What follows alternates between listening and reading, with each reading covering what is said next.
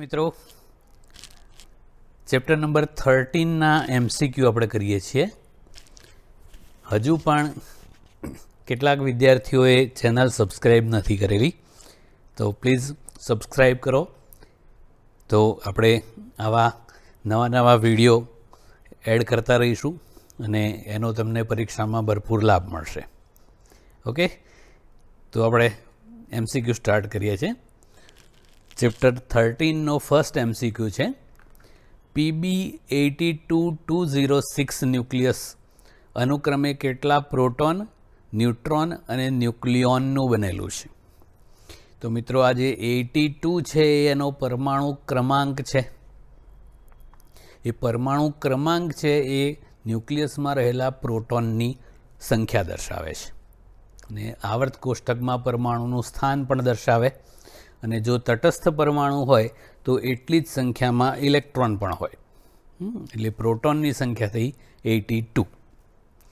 આ ઉપર જે 206 લખ્યું છે એ ન્યુક્લિયોન છે, ન્યુક્લિયસમાં રહેલા કણો, એટલે પ્રોટોન વત્તા ન્યુટ્રોનની સંખ્યા છે.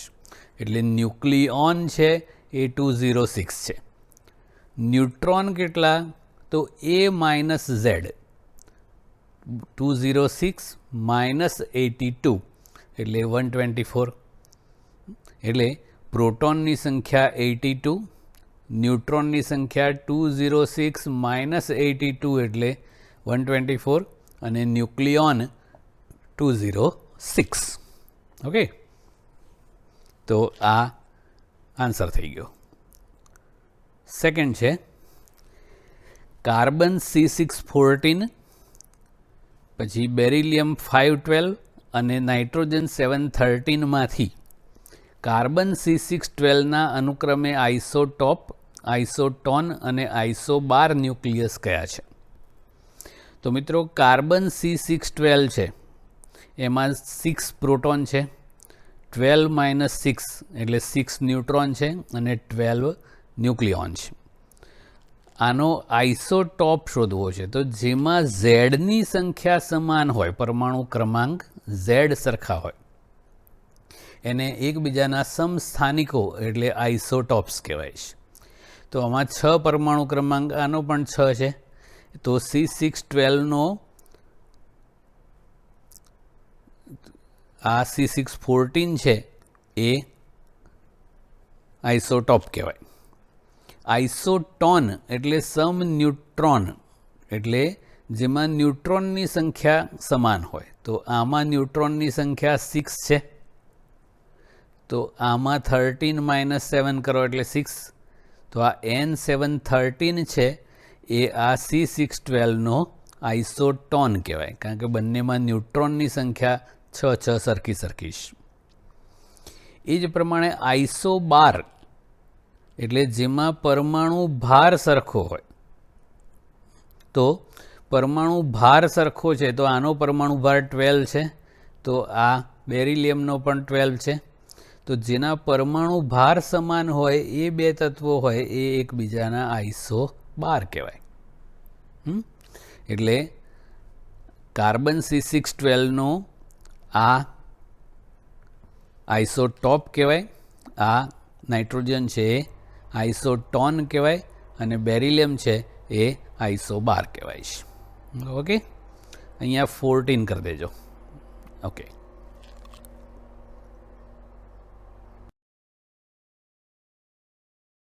ત્રીજો MCQ છે આપણો, એલ્યુમિનિયમ 1327 અને ઝિંક 3064 ન્યુક્લિયસોની ત્રિજ્યા અનુક્રમે R1 અને R2 હોય તો R1/R2 ખાલી જગ્યા. તો મિત્રો ત્રિજ્યાને અને પરમાણુ દળાંક અથવા પરમાણુ ભારનો સંબંધ છે. R બરાબર R0a⁻1/3. તો એલ્યુમિનિયમ ન્યુક્લિયસ માટે લખીએ તો આ R0 × 27⁻1/3 થાય. 27નું ઘનમૂળ 3 એટલે આ 3R0. એવી જ રીતે ઝિંક માટે લખીએ તો R0 × 64નું ઘનમૂળ થાય, એ 4 થાય એટલે 4R0. ગુણોત્તર કરીએ તો R ઓફ એલ્યુમિનિયમ એટલે R1 અને R ઓફ ઝિંક એટલે R2. Equal to 3r0 upon 4r0 એટલે 3/4.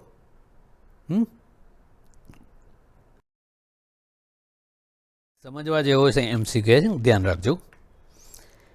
ડ્યુટેરોન એટલે 1H2 હાઇડ્રોજનનો સમસ્થાનિક છે. ન્યુક્લિયસ માટે ન્યુક્લિયોન દીઠ બંધન ઉર્જા 1.1 મિલિયન ઇલેક્ટ્રોન વોલ્ટ અને 2He4 માટે ન્યુક્લિયસ માટે એ એક ન્યુક્લિયોન દીઠ બંધન ઉર્જા 7 મિલિયન ઇલેક્ટ્રોન વોલ્ટ છે. જો બે ડ્યુટેરોન ન્યુક્લિયસ ભેગા મળીને એક 2He4 ન્યુક્લિયસની રચના કરે તો ઉત્પન્ન થતી ઉર્જા કેટલી હશે? તો આ જે ડ્યુટેરોન છે એની એક ન્યુક્લિયોન દીઠ બંધન ઉર્જા 1.1 મિલિયન ઇલેક્ટ્રોન વોલ્ટ છે. તો આની અંદર એવા બે છે એટલે એક 2He4ની બંધન ઉર્જા થાય 2.2 મિલિયન ઇલેક્ટ્રોન વોલ્ટ. એવા બે ડ્યુટેરોન ભેગા કરવાના છે એટલે ટોટલ બે ડ્યુટેરોનની ટોટલ બંધન ઉર્જા થઈ 4.4 મિલિયન ઇલેક્ટ્રોન વોલ્ટ. હવે એમાંથી એક 2He4 બને છે. 2He4ની એક ન્યુક્લિયોન દીઠ બંધન ઉર્જા 7 મિલિયન ઇલેક્ટ્રોન વોલ્ટ છે. એવા 4 ન્યુક્લિયોન છે એટલે ટોટલ બંધન ઉર્જા 2He4ની થઈ 28 મિલિયન ઇલેક્ટ્રોન વોલ્ટ. તો પહેલાં હતી 4.4 મિલિયન ઇલેક્ટ્રોન વોલ્ટને હવે 28 મિલિયન ઇલેક્ટ્રોન વોલ્ટ થઈ. બંધન ઉર્જામાં વધારો થયો કેટલો? તો અંતિમ માઇનસ પ્રારંભિક કરવાની. તો 28 માઇનસ 4.4 એટલે 23.6 મિલિયન ઇલેક્ટ્રોન વોલ્ટ. તો બંધન ઉર્જામાં જેટલો વધારો થાય એટલું ન્યુક્લિયસ વધુ સ્થિર બને. એક ન્યુક્લિયોન દીઠ બંધન ઉર્જા છે એ ન્યુક્લિયસની સ્થિરતાનું માપ છે. તો ન્યુક્લિયસ વધુ સ્થિર બને એ માટે એ વધારાની ઉર્જાને મુક્ત કરે છે. એટલે એ બંધન ઉર્જામાં જેટલો ફેરફાર થયો, આ એકચ્યુઅલી વધારો થયો, એટલી ઉર્જા મુક્ત થાય. ઓકે.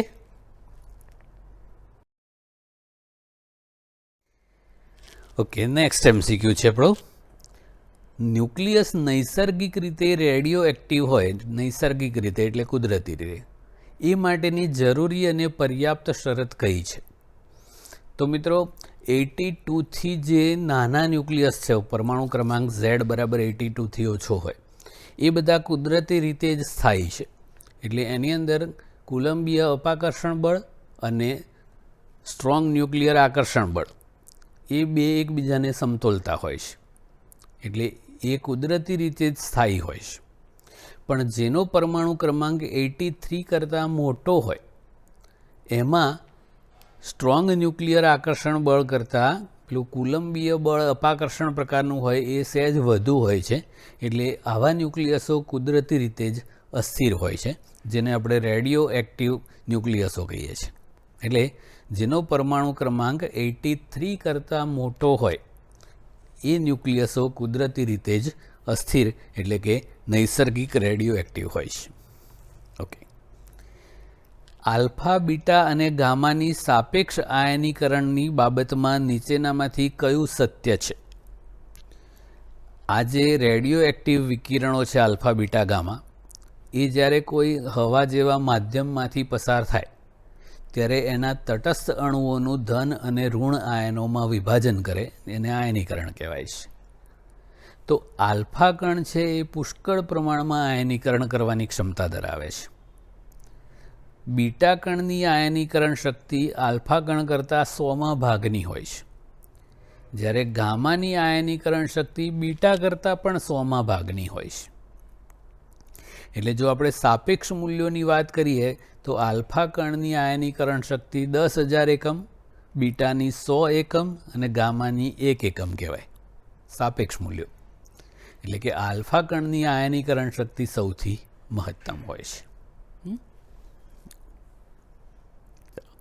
રેડિયો એક્ટિવ તત્વના જીવનકાળ દરમિયાન જેમ સમય વ્યતીત થાય છે એમ એના ન્યુક્લિયસની સંખ્યા ઘટતી જાય છે. આપણને ખબર છે, નેચર ઘાતાંકીય નિયમ અનુસાર ઘટે છે. અને એ સાથે ખાલી જગ્યા, ચલો આમાંથી કયું સાચું છે? એ તો એક્ટિવિટી અથવા વિભંજનનો દર, જેને આપણે dN/dt અથવા R પણ કહીએ છીએ, ઇક્વલ ટુ -λn છે. તો આ જે ન્યુક્લિયસોની સંખ્યા છે એ ચર ઘાતાંકીય નિયમ અનુસાર ઘટતી જાય છે, એમ એની એક્ટિવિટી પણ ચર ઘાતાંકીય નિયમ અનુસાર ઘટે છે. જ્યારે આ જે ક્ષય નિયતાંક અથવા રેડિયો એક્ટિવ નિયતાંક લેમ્બડા છે એ જે તે તત્વ માટે નિશ્ચિત જ હોય છે, એ ક્યારેય બદલાય નહીં. એટલે એક્ટિવિટી ક્રમશઃ ચર ઘાતાંકીય નિયમ અનુસાર ઘટતી જાય છે અને ક્ષય નિયતાંક લેમ્બડા છે એ જે તે તત્વ માટે અચળ જ રહે છે. ઓકે, હવે જે એમસીક્યુ આપણે કરીએ છીએ એ ઘણી વખત પૂછાય છે.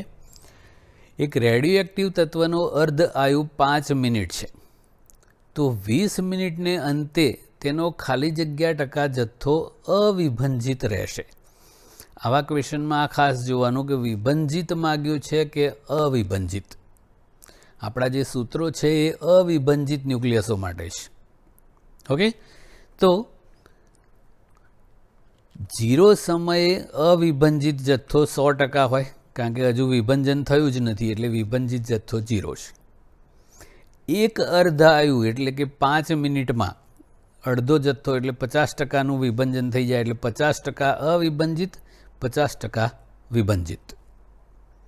2 અર્ધાયુ લઈએ એટલે 10 મિનિટ, તો આનું અડધું એટલે 25% અવિભંજિત અને 100માંથી બાદ કરો એટલે 75%નું વિભંજન થઈ ગયું. એટલે આ બચ્યો અને આ ગયો.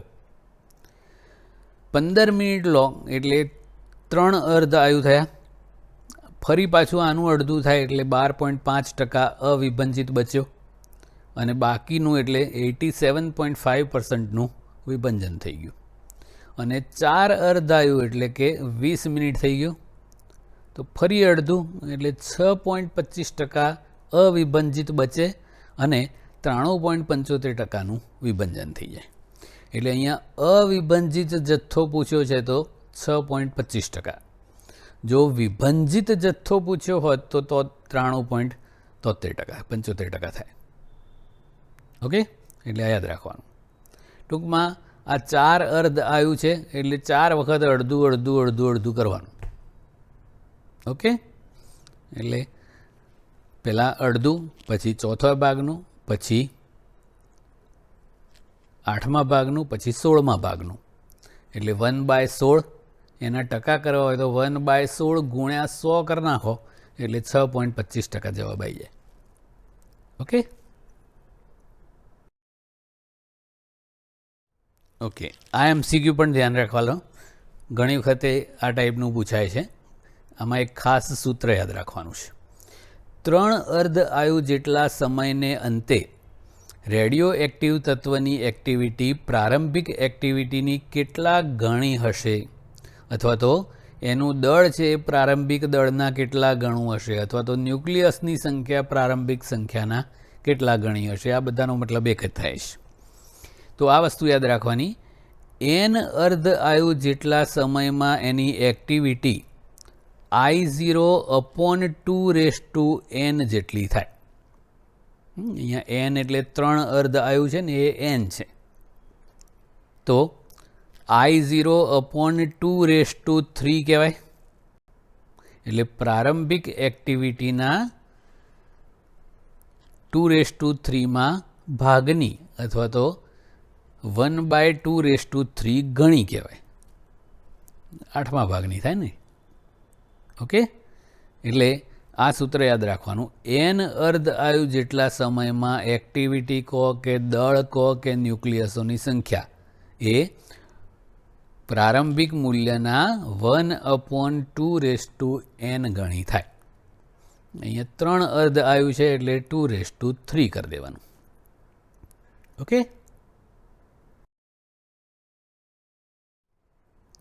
Okay, next. હવે પ્લુટોનિયમ 94-241નું વિભંજન થતાં ઉત્પન્ન થતું તત્વ પણ રેડિયો એક્ટિવ હોય એ વિભંજન પામે છે. આવી પરંપરામાં કુલ 8 આલ્ફા કણો અને 5 બીટા કણો ઉત્સર્જન પામીને પ્રક્રિયા વિરામ પામે છે. તો ઉત્પન્ન થયેલું અંતિમ તત્વ કયું હશે? આખી રેડિયો એક્ટિવ શ્રેણી હોય છે એકચ્યુઅલી. તો પ્લુટોનિયમ 94-241 છે. નવું જે તત્વ બન્યું એ નિપજ છે, ધારો કે XZA, તો એના Z અને A આપણે શોધવાના છે. 8 આલ્ફા કણો ઉત્સર્જિત થયા, તો 8 આલ્ફા કણ એટલે હિલિયમ ન્યુક્લિયસ 2He4 વત્તા 5 બીટા કણો ઉત્સર્જિત થયા, તો એ ઋણ બીટા કણ એટલે વાસ્તવમાં ઇલેક્ટ્રોન છે. તો આપણે ઇલેક્ટ્રોનને આ રીતે લખવાનું છે -1E0. ઓકે, હવે બંને બાજુના પરમાણુ ભાર સરખાવવાના. તો આ 241 બરાબર આ A પ્લસ 8 ચોક 32 અને આ 0. 32ને સામે લઈ લો એટલે પરમાણુ ભાર મળી ગયો A બરાબર 209. એટલે આ જે તત્વ છે એનો પરમાણુ ભાર હશે 209. હવે Z સરખાઈએ પરમાણુ ક્રમાંક, તો આ 94 ઇક્વલ ટુ Z પ્લસ 8 દુ 16 અને આ -1 ગુણ્યા 5 કરો એટલે -5. ઓકે, તો 16માંથી 5 જાય એટલે 11 અને એ 11ને આમાંથી બાદ કરી નાખો એટલે 94 - 11 કરો એટલે 83. એટલે પરમાણુ ક્રમાંક 83 થાય. 83 પરમાણુ ક્રમાંકનો મતલબ એ તત્વ બિસ્મથ હોય. આ યાદ રાખવું પડે. 83નો મતલબ બિસ્મથ. અને પરમાણુ દળાંક આપણે શોધ્યો 209. એટલે બિસ્મથ 83209 હોય. Okay, next. આ સરસ છે, ધ્યાન રાખજો. 1 ગ્રામ રેડિયો એક્ટિવ તત્વ 2 દિવસને અંતે 1/3 ગ્રામ થઈ જાય છે, તો 6 દિવસને અંતે કેટલું દળ બાકી રહેશે? તો આપણે ચર ઘાતાંકીય નિયમ દળ માટે લખીએ તો પેલું n માટે લખતા તેવું m લખ્યું. m બરાબર m0 e raise to minus lambda t. તો પહેલા કેસ માટે અહીંયા m1 બરાબર m0 e raise to minus lambda t1 લખીએ. તો નવું દળ કેટલું થઈ ગયું? 1/3 ગ્રામ. હતું કેટલું? એ m0 એટલે પ્રારંભિક 1 ગ્રામ હતું. કેટલા સમયમાં? તો 2 દિવસમાં. એટલે t1 બરાબર 2 સેકન્ડ મૂકી દીધું, 2 દિવસ મૂકી દીધું એટલે e raise to -2 lambda. Okay, આખું પદ ઉલટાઈ દો તો આ 3 ઉપર જતા રહે અને આ ઘાતાંક ધન થઈ ગઈ. તો e રેઝ ટુ 2 લેમ્બડાની કિંમત આપણને મળી 3. હવે બીજો કેસ, 6 દિવસને અંતે કેટલું દળ બાકી રહે? તો સમય t2 6 દિવસ લેવાનો. પ્રારંભિક દળ તો જે છે એ જ 1 ગ્રામ જ લેવાનું. તો m2 બરાબર m0 e raise to minus lambda 2. m0 એટલે 1 ગ્રામ અને આ e raise to minus lambda t2 એટલે 6 દિવસ લીધું. e રેઝ ટુ -6 લેમ્બડા એને છેદમાં લઈએ તો e રેઝ ટુ 6 લેમ્બડા કહેવાય. એ e રેઝ ટુ 6 લેમ્બડાને e રેઝ ટુ 2 લેમ્બડાનો ક્યુબ લખાય. ઘાતાંકોનો ગુણાકાર થાય. આ 6 લેમ્બડા થઈ ગયું ને. કેમ આવું કર્યું? તો e રેઝ ટુ 2 લેમ્બડાની કિંમત આપણને ખબર છે 3.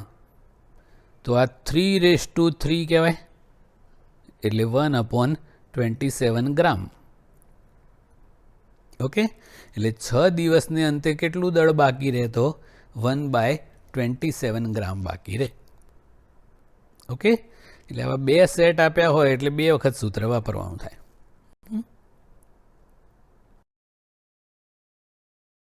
ઓકે, નેક્સ્ટ MCQ છે આપણો. PZN અને QZ'2N ન્યુક્લિયસોની ન્યુક્લિયોન દીઠ બંધન ઉર્જા અનુક્રમે x અને y છે.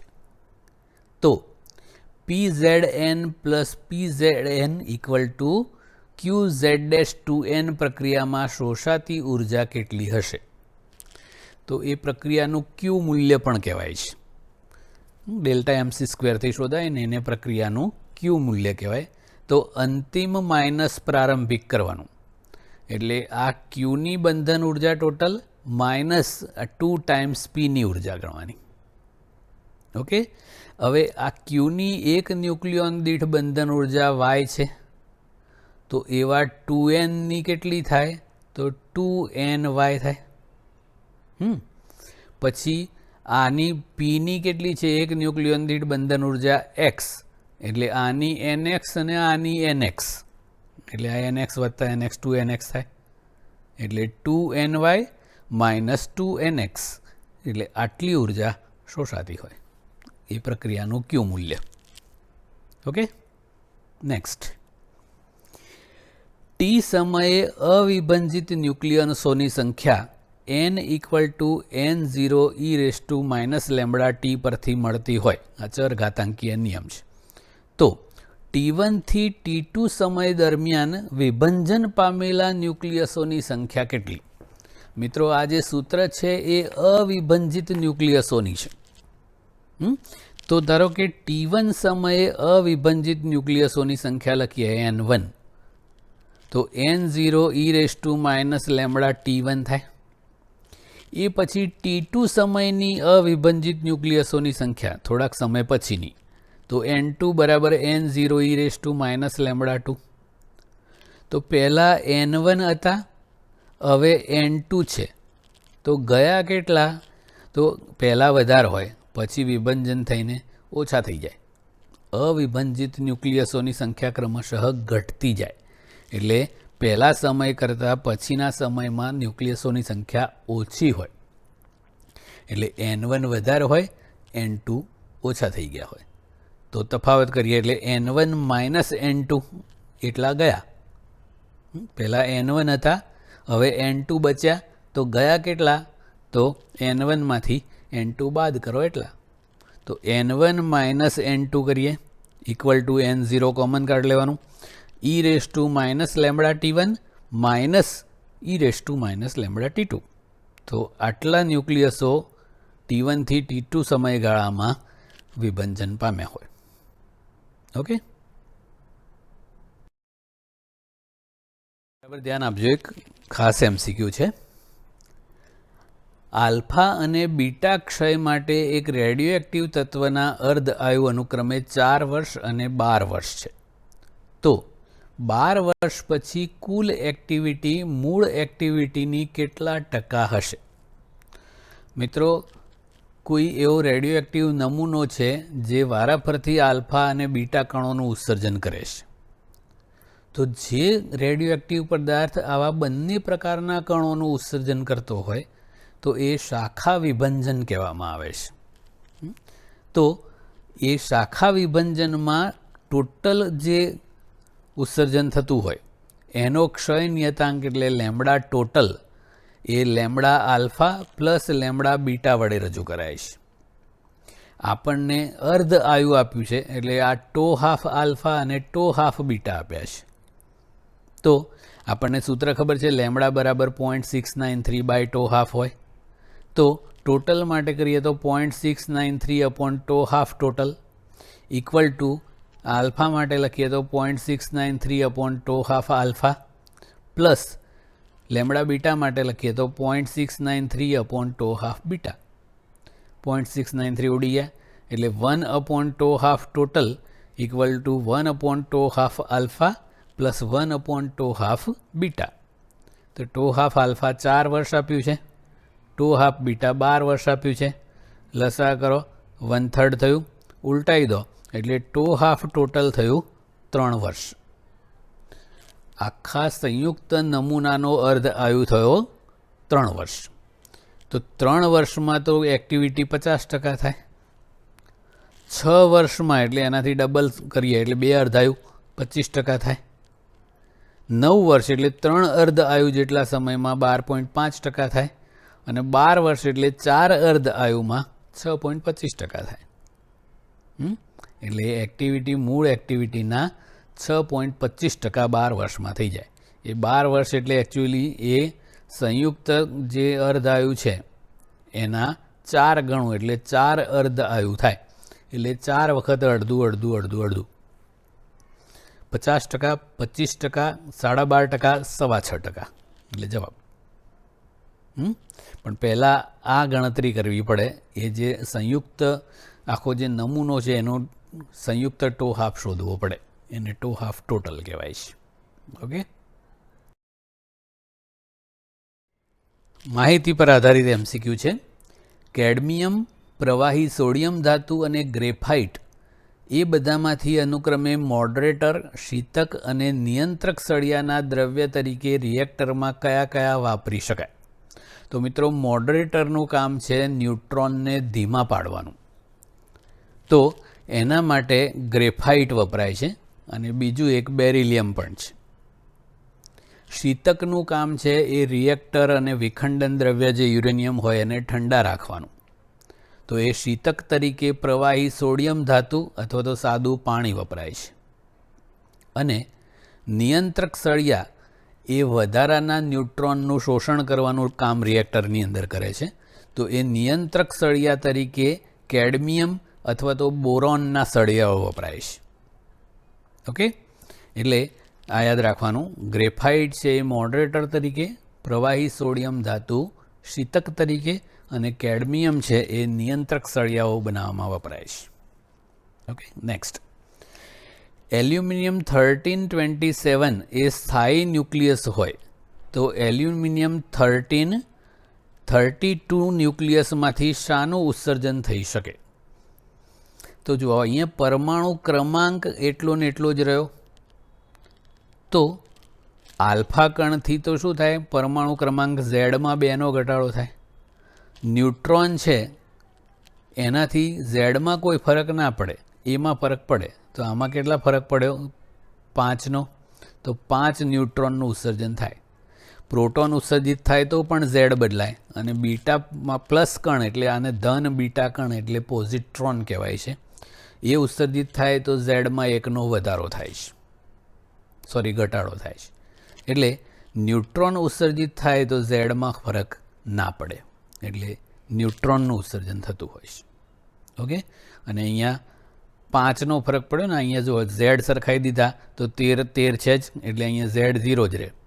પણ આ 32 છે અને અહીંયા 27 છે, એટલે 5 અહીંયા હોય ને. 0, 5 વાળો કોઈ કણ ના હોય, એટલે 0, 1 વાળો ન્યુટ્રોન કહેવાય. એવા 5, એટલે 5 ન્યુટ્રોનનું ઉત્સર્જન થાય.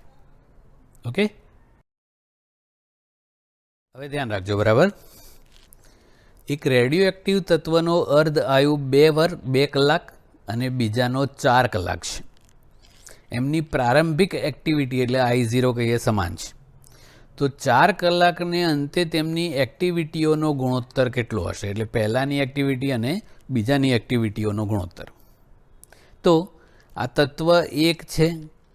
0 સમયે તત્વ 1 અને તત્વ 2 બંનેની એક્ટિવિટી I0 સરખી જ છે. હવે 2 કલાક પછી આનો અર્ધ આયુ 2 કલાક છે, એટલે એની એક્ટિવિટી અડધી થઈ જશે. અર્ધ આયુ જેટલા સમયમાં એક્ટિવિટી અડધી થાય. આની કેટલી થાય ખબર નથી, જરૂર પણ નથી. 4 કલાક પછી એની એક્ટિવિટી, પહેલા તત્વની એક્ટિવિટી ફરીથી અડધી થશે, કારણ કે એના માટે 2 અર્ધાયુ થયા, તો એ I0/4 થાય. પણ તત્વ 2નો અર્ધ આયુ 4 કલાક છે, તો એની એક્ટિવિટી હવે પહેલી વાર અડધી થાય. ઓકે, તો આ તત્વ 1 છે એ 2 વખત અડધું એટલે ચોથા ભાગનું થાય. અને તત્વ 2 છે એ 4 કલાકમાં 1 જ વખત અડધું થાય.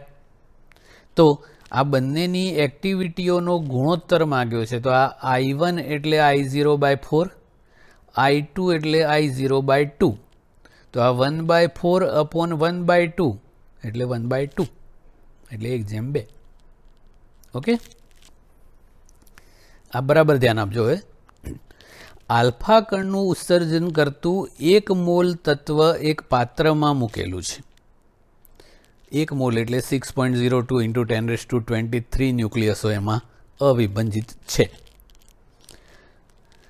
જે એમનો સંગ્રહ કરે છે એ એટલે કે આલ્ફા કણોનો સંગ્રહ કરે એવું પાત્ર છે. તત્વનો અર્ધ આયુ 5 કલાક છે.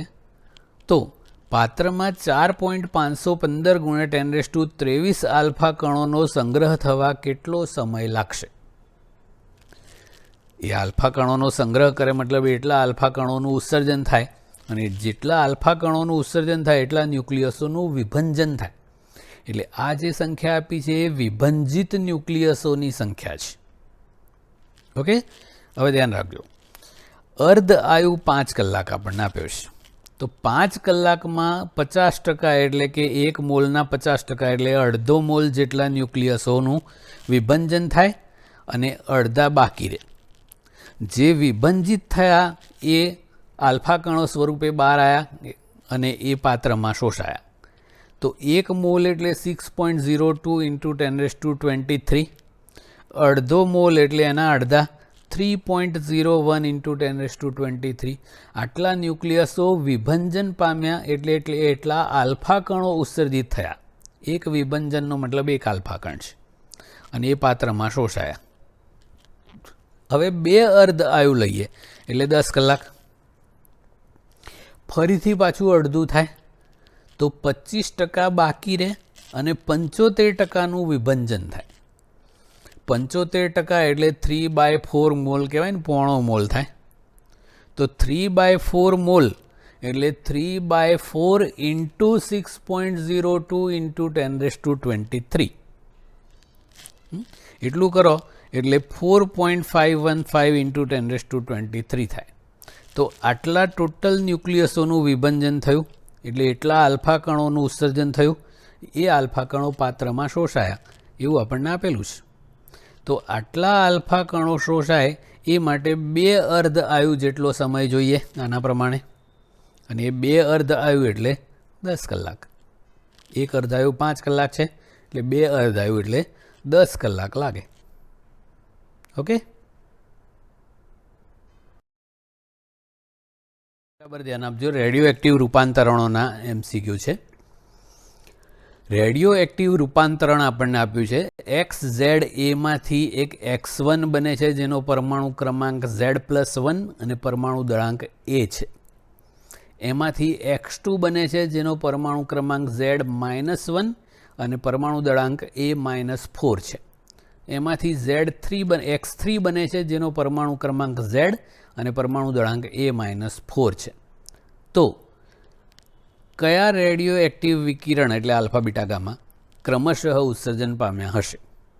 તો ફંડામેન્ટલ યાદ રાખવાનું કે આલ્ફા કણનું ઉત્સર્જન થાય તો પરમાણુ ક્રમાંક ઝેડમાં 2 એકમનો ઘટાડો થાય અને પરમાણુ દળાંક એમાં 4 એકમનો ઘટાડો થાય. અને બીટા માઇનસ ઉત્સર્જન થાય એટલે બીટા માઇનસ એટલે ઇલેક્ટ્રોન. તો ઝેડ 1 એકમ વધે અને એમાં એટલે પરમાણુ દળાંકમાં કોઈ ફેરફાર ના થાય. ઓકે, તો અહીંયા જુઓ, ઝેડમાં 1નો વધારો થયો અને એનો એ જ રહ્યું. તો ઝેડમાં 1 એકમનો વધારો થાય એનો મતલબ બીટા માઇનસનું ઉત્સર્જન થતું હોય. એટલે આ જે પહેલી પ્રોસેસ છે ત્યાં બીટા માઇનસનું ઉત્સર્જન થયું. હવે બીજામાં જુઓ, Z+1 માંથી Z-1 થયું, મતલબ ઝેડમાં 2નો ઘટાડો થયો અને એમાંથી A-4 થયું, મતલબ પરમાણુ દળાંકમાં 4 એકમનો ઘટાડો થયો. તો ઝેડમાં 2નો ઘટાડો અને એમાં 4નો ઘટાડો થાય તો આલ્ફાનું ઉત્સર્જન થાય. એટલે આ પ્રક્રિયામાં આલ્ફા કણ ઉત્સર્જિત થયો હોય. ઓકે, હવે Z-1 માંથી Z થયું, મતલબ ઝેડમાં 1 એકમનો વધારો થયો અને પરમાણુ દળાંક A-4 હતું પછી પણ A-4 જ રહ્યું, મતલબ એમાં કોઈ ફરક ના પડ્યો. મતલબ ઝેડમાં 1નો વધારો, એમાં કોઈ ફેરફાર નહીં, તો બીટા માઇનસનું ઉત્સર્જન થાય. એટલે ઓકે, એટલે પહેલા કેસમાં બીટા માઇનસ, બીજામાં આલ્ફા અને ત્રીજામાં ફરી પાછું બીટા માઇનસ ઉત્સર્જન થાય. અને ઝેડમાંય ફરક ના પડતો હોય ને એમાંય ફરક ના પડતો હોય એવું આપેલું હોય તો ગામા ઉત્સર્જન ગણવાનું. ઓકે, નેક્સ્ટ, રેડિયો એક્ટિવ રૂપાંતરણ આપ્યું છે. Xમાંથી X1 બને છે આલ્ફાનું ઉત્સર્જન કરીને, X1 માંથી X2 બને છે બીટા માઇનસનું ઉત્સર્જન કરીને, X2 માંથી X3 બને છે બીટા માઇનસનું ઉત્સર્જન કરીને. તો આમાં કયા 2 આઇસોટોપ્સ એટલે સમસ્થાનિકો હશે? તો આપણને ખબર છે કે જેમાં Z સરખા હોય પરમાણુ ક્રમાંક એ 2 આઇસોટોપ્સ કહેવાય. તો આ રૂપાંતરણ કરીએ તો ધારો કે આ X છે એ આવું XZA હતું. આલ્ફા કણનું ઉત્સર્જન કરે એટલે ઝેડમાં 2નો ઘટાડો થાય ને Z-2 થાય, અને એમાં 4નો ઘટાડો થાય એટલે A-4 થાય.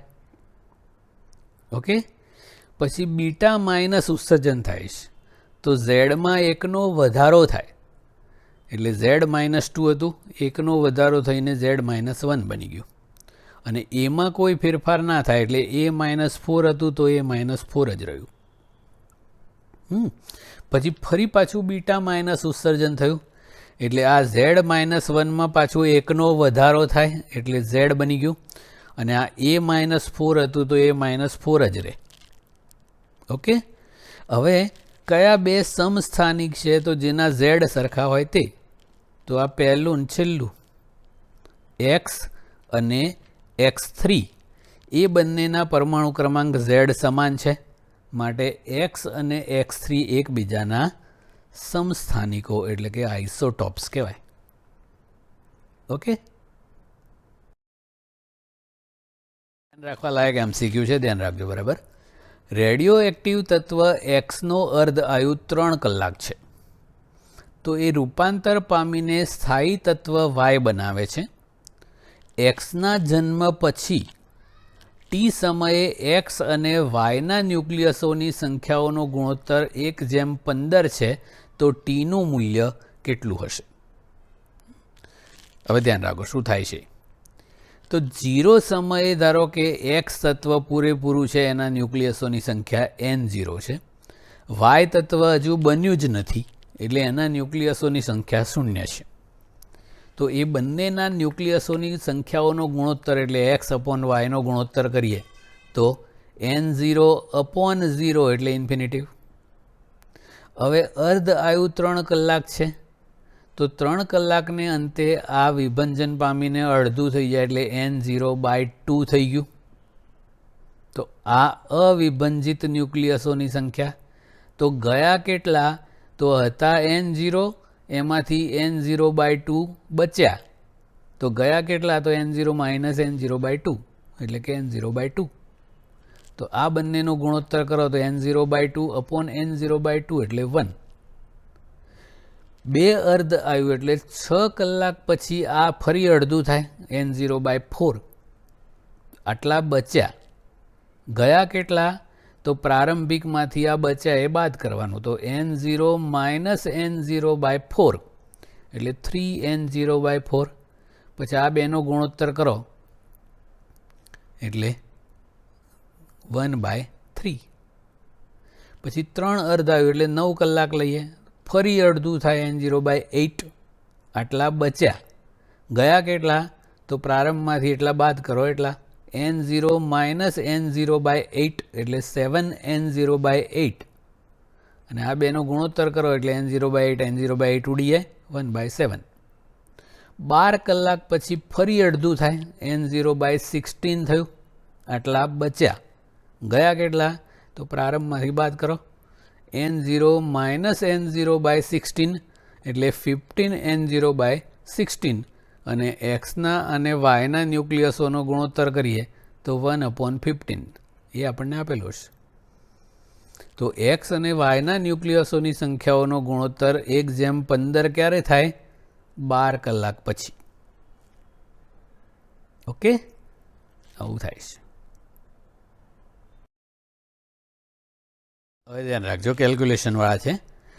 જો હાઇડ્રોજનમાંથી હિલિયમ થવાની પ્રક્રિયામાં, એ સૂર્યમાં જે પ્રક્રિયા થાય છે, દળ ક્ષતિ 0.5% હોય તો 1 કિલોગ્રામ હાઇડ્રોજનમાંથી હિલિયમ બને ત્યારે ઉદ્ભવતી ઉર્જા કેટલી હશે?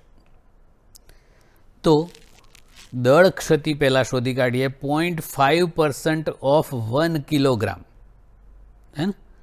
તો 0.5% એટલે 0.5 ભાગ્યા 100 ગુણ્યા 1 કિલોગ્રામ એટલે આ 0.5/100 એટલે 5/1000 એટલે 5 × 10⁻³ કિલોગ્રામ, 1 મિલીગ્રામ. એકદમ ઈકતું શું આટલાનું સંલયન થાય છે. એટલે આટલા હાઇડ્રોજન ન્યુક્લિયસોનું દળ છે એ સંલયન પામીને હિલિયમમાં રૂપાંતરિત થાય છે. તો આને અનુરૂપ ઉર્જા શોધવી છે. તો આ જે મળ્યું એ દળ ક્ષતિ કહેવાય. ઉર્જા કરવી હોય તો E બરાબર delta MC square. Delta M આપણે શોધ્યું 5 × 10⁻³ સી સ્ક્વેર એટલે 3 × 10⁸ હોલ સ્ક્વેર. તો આ 5 ના 5, આ 3 નો સ્ક્વેર 9, આ 10⁻16 અને આ -3 એટલે 10⁻13 આટલા જૂલ થયું. હવે આ જૂલમાં જવાબ આવ્યો. આપણને અહીંયા ઓપ્શન બધા કિલો વોટ અવરમાં આપ્યા છે ને. કિલો વોટ અવર છે એ ઉર્જાનો એકમ છે. તો જૂલનું કિલો વોટ અવર કરવું હોય તો 1 કિલો વોટ અવર એટલે 3.6 × 10⁶ જૂલ હોય.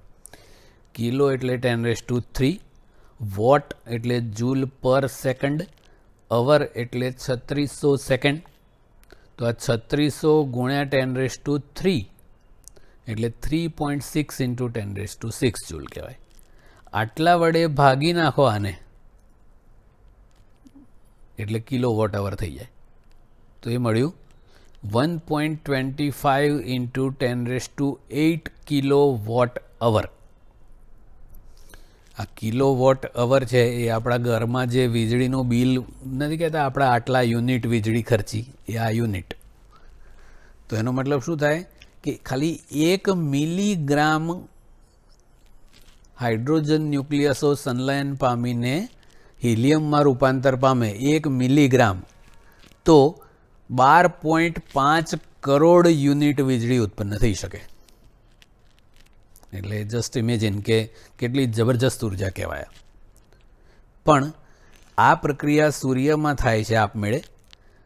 પૃથ્વી ઉપર એ કૃત્રિમ રીતે કરવાના પ્રયત્નો અત્યારે ચાલી રહ્યા છે, હજુ સફળતા નથી મળી.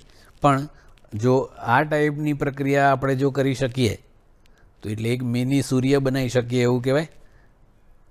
તો પછી વીજળીની કોઈ અછત જ ના રહે. હાઇડ્રોજન તો આપણે જથ્થાબંધ છે જ વાતાવરણમાં. પાણીનું વિદ્યુત વિભાજન કરીને પણ મેળવી શકાય. અને કેટલો વપરાય? જો આ 1 મિલીગ્રામમાંથી 12.5 કરોડ યુનિટ ઉત્પન્ન થાય છે. એટલે જબરજસ્ત છે.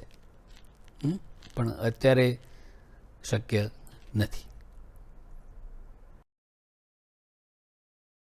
ફરી એક પાછું રેડિયો એક્ટિવ રૂપાંતરણનો MCQ છે. રેડિયો એક્ટિવ તત્વ X નીચે મુજબના પારંપરિક વિભંજનો અનુભવે છે. એટલે X છે એ આલ્ફા કણનું ઉત્સર્જન કરીને X1 બને છે, બીટા માઇનસનું ઉત્સર્જન કરીને X2 બને છે, પછી આલ્ફાનું ઉત્સર્જન કરીને X3 બને છે અને ગામાનું ઉત્સર્જન કરીને X4 બને છે. જો Xના પરમાણુ ક્રમાંક અને પરમાણુ દળાંકના મૂલ્યો 72 અને 180 હોય એટલે આના, તો X4ના અનુરૂપ મૂલ્યો એટલે Z અને A X4 માટે શોધો. તો X છે 72, 180. આલ્ફા કણનું ઉત્સર્જન કરે એટલે ઝેડમાં 2નો ઘટાડો થાય એટલે 70 થઈ ગયું. અને એમાં 4નો ઘટાડો થાય એટલે આ 180માંથી 176 થઈ ગયું. પછી બીટા માઇનસનું ઉત્સર્જન થાય તો ઝેડમાં 1નો વધારો થાય એટલે આ 70માંથી 71. એમાં કોઈ ફેરફાર ના થાય એટલે 176નું 176 જ રહે. પછી આલ્ફા કણ ઉત્સર્જિત થાય તો ઝેડમાં 2નો ઘટાડો થાય એટલે 71માંથી 69 થઈ જાય. એમાં 4નો ઘટાડો થાય એટલે 176માંથી 172 થઈ ગયું. પછી ગામા ઉત્સર્જિત થાય તો ઝેડમાં કે એમાં કોઈ ફરક ના પડે કારણ કે એ તો તરંગો છે.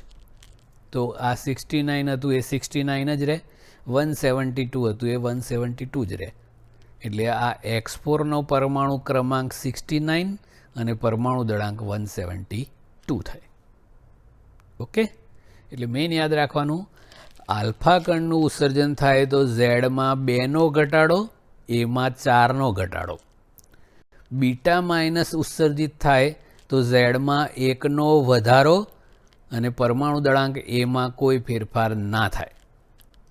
પછી એવું બીટા પ્લસ માટે આપ્યું હોય તો ઊંધું, ઝેડમાં 1નો ઘટાડો, એમાં કોઈ ફેરફાર નહીં.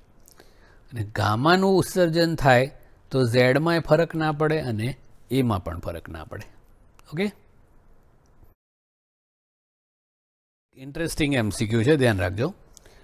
રેડિયો એક્ટિવ તત્વ એક્સનું અર્ધ આયુ એ બીજા તત્વ વાયના સરેરાશ જીવનકાળ જેટલું છે.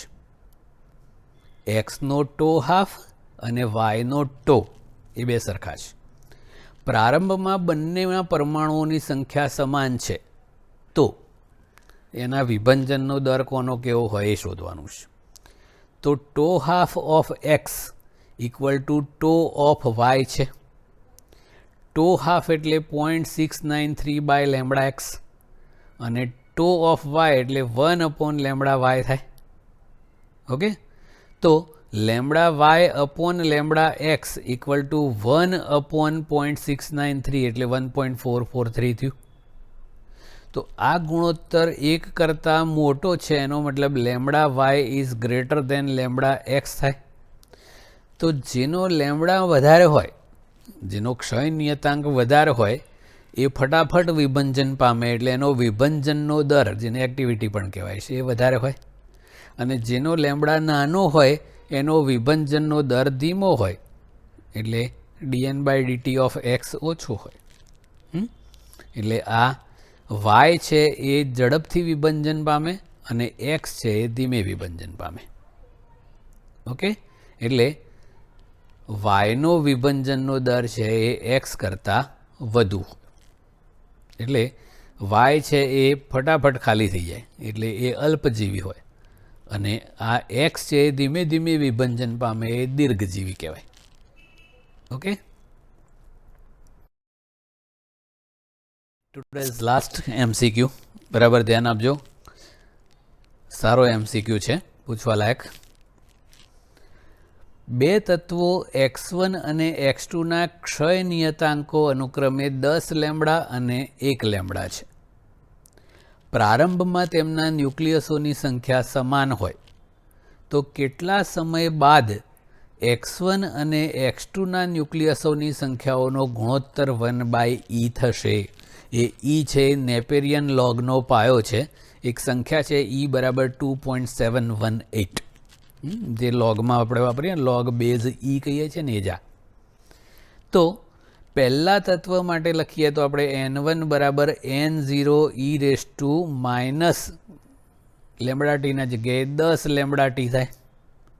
બીજા તત્વ માટે લખીએ તો n2 બરાબર n0 e raise to minus 1 lambda T થાય. n0 બંને માટે સરખું છે. ગુણોત્તર માગ્યો છે એટલે આ બેનો ગુણોત્તર કરીએ. n1 upon n2 equal to n0 ઉડી ગયા, e raise to minus 10 lambda ભાગ્યા e raise to minus lambda. તો ઉપર લઈ જાઓ એટલે ઘાતાંકોનો સરવાળો થઈ જાય ને, આમ ઉપર જાય એટલે માઇનસ લેમ્બડામાંથી પ્લસ લેમ્બડા થઈ જાય. એટલે આ e raise to minus 10 lambda વત્તા 1 લેમ્બડા ટી, તો આ -9 લેમ્બડા ટી થયું. આ ગુણોત્તર 1/e આપેલો છે, એટલે 1/e equal to e raise two -9 lambda T થયું. આને છેદમાં લખીએ તો ધન ઘાતાંક થઈ જાય, તો 1/e raise to 9 lambda t. તો આ બંને બાજુ આ e રેસ ટુ 1 છે અને આ e raise two 9 lambda T છે. તો બંનેના ઘાતાંકો સરખાઈ ગયા, એટલે આની ઘાતાંક 1 અને આની ઘાતાંક 9 લેમ્બડા ટી. આપણને સમય માગ્યો છે તો ટીને કરતાં બનાવી દો 9 લેમ્બડા નીચે, તો ટી ઇક્વલ ટુ 1/9 લેમ્બડા. તો 1/9 લેમ્બડા જેટલા સમયમાં આ ગુણોત્તર 1/e જેટલો થાય. Okay, so that's it. આજે આટલું. હવે નેક્સ્ટ ટાઈમ ચેપ્ટર નંબર 14ના MCQ કરીશું. ઓકે.